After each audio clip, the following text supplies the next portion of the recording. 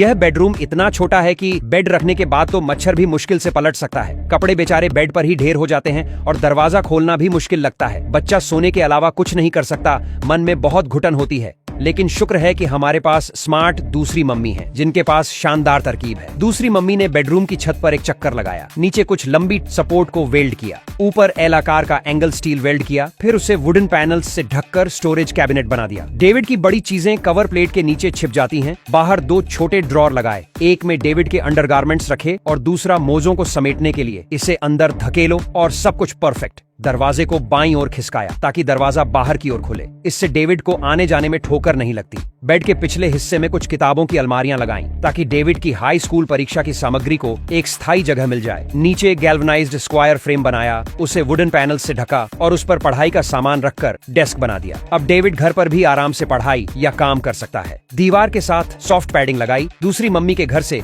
एक नरम गद्दा लाकर बेड बना दिया। डेविड उस पर कूदकर खुशी से नाचने लगा, लेकिन बेड जरा भी नहीं हिला। पर्दों को इस तरह लगाया कि जगह बचे और कोने में छत तक ऊंची अलमारी बनाई। डेविड के रोजमर्रा के कपड़े अब व्यवस्थित ढंग से टांगने की जगह पा गए। चारों कोनों में एक सेट हैंगिंग कैबिनेट बनाया, जिसमें डेविड की 8वीं कक्षा की किताबें आसानी से समा गईं। कुछ तिरछी शेल्फ जोड़कर डेविड की सोने से पहले की किताबें भी रख दी। बेड के पास एक बेडसाइड टेबल जरूरी था, जिसमें छोटी मोटी चीजों के लिए ड्रॉर हों। स्विच और सॉकेट बेड के सिरहाने लगाए, ऊपर डबल लेयर सीलिंग बॉर्डर लगाया। इस छोटे से बेडरूम को इस तरह डिजाइन करने से कई जरूरतें पूरी हो गईं। इस तरह की प्लानिंग ही सही है।